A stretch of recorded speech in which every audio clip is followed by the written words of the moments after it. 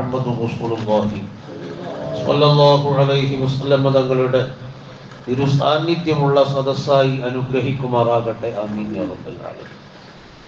കഴിഞ്ഞയാഴ്ച ഞാൻ പറഞ്ഞിരുന്നു, നബി സ്വല്ലല്ലാഹു അലൈഹി വസല്ലം തങ്ങളുമായി ഒരു ബന്ധം, ഒരു വലിയ ബന്ധം നമുക്കുണ്ടാവണം. തങ്ങളുമായി ബന്ധം സ്ഥാപിച്ചു കഴിഞ്ഞാൽ അതുവഴി നമ്മുടെ ദുന്യവിയും ഉഖ്റവിയുമായ ആവശ്യങ്ങളൊക്കെ സഫലീകൃതമാകും. മഹാനായ മുഹമ്മദ് ഇബ്നുൽ മുൻകദിർ റളിയല്ലാഹു അൻഹു പറയാണ്, ഔദഅ റജുലുൻ അബീ 80 ദീനാർ. ഒരാൾ എൻ്റെ പിതാവിൻ്റെ അടുക്കൽ 80 ദീനാർ സൂക്ഷിക്കാൻ വേണ്ടി ഏൽപ്പിച്ചു. ദീനാർ എന്ന് പറഞ്ഞാൽ സ്വർണ്ണ നാണയം, ദിർഹം എന്ന് പറഞ്ഞാൽ വെള്ളി നാണയം. അപ്പൊ എൻ്റെ പിതാവിൻ്റെ അടുക്കൽ ഒരാള് 80 ദീനാർ സൂക്ഷിക്കാൻ വേണ്ടി ഏൽപ്പിച്ചു. അങ്ങനെ അയാൾ എന്ത് ചെയ്തു? യുദ്ധത്തിന് വേണ്ടി പുറപ്പെട്ടു. അയാൾ ഒരു യുദ്ധത്തിന് പോകുകയാണ്. അപ്പൊ ആ യുദ്ധത്തിന് പോകുന്ന സമയത്ത് ഒരു 80 ദീനാർ സൂക്ഷിക്കാൻ വേണ്ടിയിട്ട് ആരെ കയ്യിൽ കൊടുത്തു? എൻ്റെ പിതാവിൻ്റെ കയ്യിൽ കൊടുത്തു. വഖാലി അബി, അയാൾ എൻ്റെ ബാപ്പയോട് പറയുകയും ചെയ്തു, ഇനി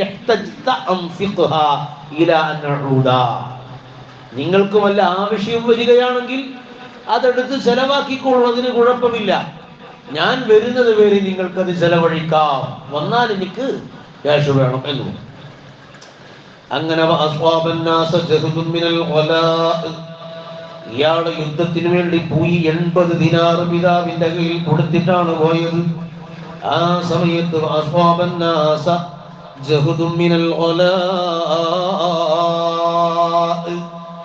ജനങ്ങൾക്ക് വിലക്കയറ്റം മൂലം സാധനങ്ങൾക്കൊക്കെ, നിത്യോപയോഗ സാധനങ്ങൾക്കൊക്കെ വലിയ വില അങ്ങ് കുതിച്ചു കയറി. ജനങ്ങൾക്ക് വലിയ പ്രയാസം.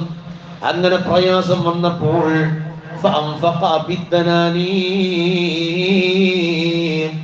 എന്റെ ഉപ്പ ആ ദീനാറുകൾ ചെലവഴിച്ചു.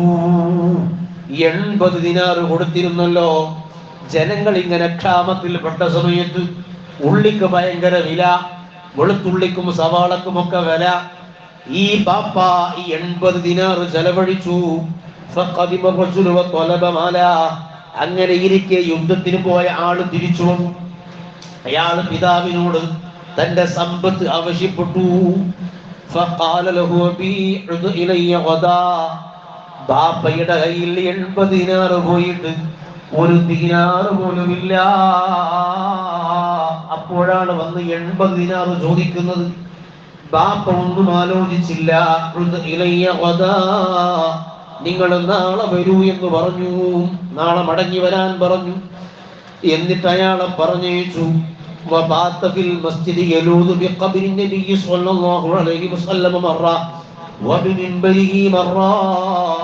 അന്ന് രാത്രി ബാപ്പ ഉറങ്ങിയില്ല. മദീനത്തെ പള്ളിയിൽ നബി സ്വല്ലല്ലാഹു അലൈഹി വസല്ലം തങ്ങളെ മിമ്പറിങ്കൽ ചൊല്ലും. തൊട്ട സമയത്തു തന്നെ നബി തങ്ങളെ ഖബറിങ്കൽ ചൊല്ലും, യാ റസൂലല്ലാഹ്, ഒരാൾ എന്നെ സൂക്ഷിക്കാൻ വേണ്ടി കാശേൽപ്പിച്ചതാണ്. ജനങ്ങൾക്ക് ഒരു പ്രയാസം വന്നപ്പോൾ ഞാൻ അത് ചെലവഴിച്ചു. അയാൾ ഇപ്പോൾ കാശ് തിരികെ ആവശ്യപ്പെടുന്നുണ്ട്. കൊടുക്കാൻ എന്റെ കയ്യിൽ കാശില്ല. ഈ സങ്കടമാണ് പറയുന്നത്. നബി തങ്ങളെ മിമ്പർ, നബി തങ്ങളെ ഖബർ രണ്ടും ഇങ്ങനെ മാറി മാറി അവിടെ ചെന്ന് സഹായം തേടുന്നു. നബി തങ്ങളെ വിളിച്ച് സഹായം തേടുന്നു. فبينما هو كذلك وإذا بشخص في الظلام يقول دونك يا أبا محمد. ബാപ്പ ഇങ്ങനെ ഉറങ്ങാതെ നബി തങ്ങളെ ഖബറിന്റെ സമീപവും നബി തങ്ങളെ മിമ്പറിന്റെ സമീപവും ഈ സങ്കടം പറഞ്ഞിങ്ങനെ നടക്കുമ്പോൾ പെട്ടെന്നതാ ഇരുളിൽ നിന്നൊരു ആൾ, ആരാണെന്നറിയില്ല, ഒരാള് വിളിക്കുന്നു, അബൂ മുഹമ്മദ് ഇത് പിടിച്ചോ. ഇരുളാണ്. ബാപ്പ കൈ നീട്ടി. നോക്കുമ്പോൾ അതൊരു കിഴിയാണ്, ഒരു പണക്കിഴിയാണ്.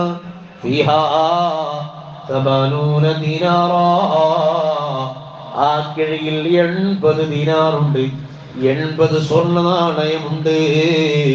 ബാപ്പ കൊടുക്കാനുള്ള കൃത്യം സ്വർണ്ണ നാണയം 79 അല്ല, 81 അല്ല, 80 ദിനാറ് തന്നെ.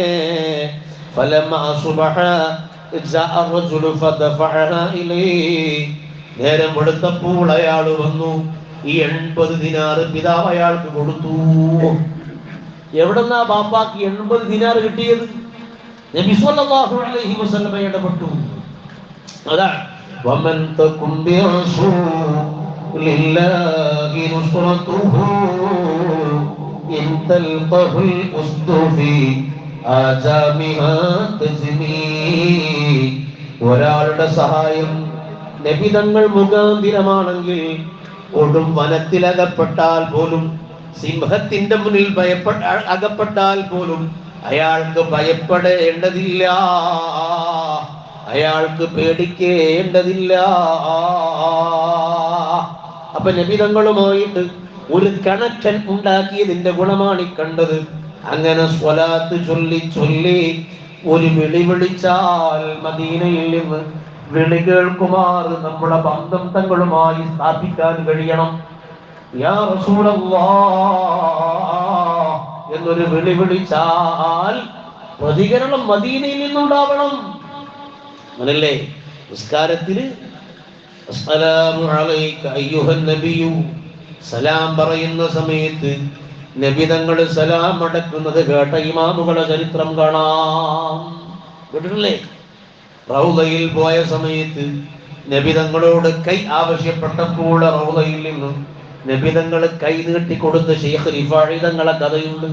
ഇതൊക്കെ തങ്ങളുമായി കണക്ഷൻ സ്ഥാപിച്ചതിന്റെ പേരിലായി. നമ്മൾ സ്വലാത്തിലുണ്ട്, സ്വലാത്തിന്റെ മജ്‌ലിസിൽ നമ്മൾ വരണ്ടേ? വരുന്നില്ലല്ലോ. സ്വലാത്തിന്റെ മജ്‌ലിസിൽ നമ്മൾ സംബന്ധിക്കുന്നില്ല. അപ്പൊ തങ്ങളുമായിട്ടൊരു കണക്ഷൻ ഉണ്ടാവണം. ആ കണക്ഷൻ അവിടെ ഇവിടെ നിന്നത് എന്തെങ്കിലും കളകുള വടി എന്ന് പറഞ്ഞാൽ കിട്ടൂല. സ്വലാത്തിന്റെ സദസ്സിൽ വന്ന് തങ്ങളുടെ പേരിൽ സ്വലാത്ത് ചൊല്ലി നടക്കണം. അപ്പൊ തങ്ങളുമായിട്ടൊരു കണക്ഷൻ ഉണ്ടാവും. ആ കണക്ഷൻ ഉണ്ടായാൽ ഇതേപോലെയുള്ള സഹായങ്ങളൊക്കെ കിട്ടും. അപ്പൊ ശക്തമായ മഴ വർഷിക്കും. മഴക്കെടുതി മൂലം, കാലവർഷം തിമിർത്തു പെയ്യുന്നത് മൂലം എവിടെയെല്ലാം അപകടങ്ങളുണ്ടായി. മതിലിടിഞ്ഞു, പുരകളിടിഞ്ഞു, ആളുകൾ മരണപ്പെട്ടു, ജീവാപായം സംഭവിച്ചു. നബി സല്ലല്ലാഹു അലൈഹി വസല്ലം തങ്ങളുടെ കാലത്ത് മഴയില്ലാതെ ജനങ്ങൾ കഷ്ടപ്പെട്ടു. തുള്ളി വെള്ളമില്ല, കാലികളൊക്കെ ചത്തൊടുങ്ങി, കൃഷിയൊക്കെ നശിച്ചു, ജനങ്ങൾ വരെ നശിക്കാൻ തുടങ്ങി. അപ്പൊ നബി തങ്ങൾ ഇങ്ങനെ വെള്ളിയാഴ്ച ഖുത്ബ ഓതുന്ന സമയത്ത് ഒരാൾ കടന്നു വന്നു. യാ റസൂലല്ലാഹ് ഹലകത്തിൽ അംവാൽ വസഅത്തിൽ അയാൽ ഫദ്ഉല്ലാഹ അയ്യസ്തിയനാ. നബിയേ, വരൾച്ച പാരമ്യത്തിലെത്തിയിട്ടുണ്ട്, ജനങ്ങളൊക്കെ നശിച്ചുപോയി, കാലികളൊക്കെ ചത്തൊടുങ്ങി, ഞങ്ങളെ ആശ്രിതർക്കൊക്കെ ശക്തമായ വിശപ്പ്, ഒന്നുമില്ല, വെള്ളമില്ല കുടിക്കാൻ. അതുകൊണ്ട് ഞങ്ങൾക്ക് നല്ല മഴ തരാൻ വേണ്ടി തങ്ങൾ ദ്വാരക്കണം. തങ്ങൾ ദുആ ചെയ്തു.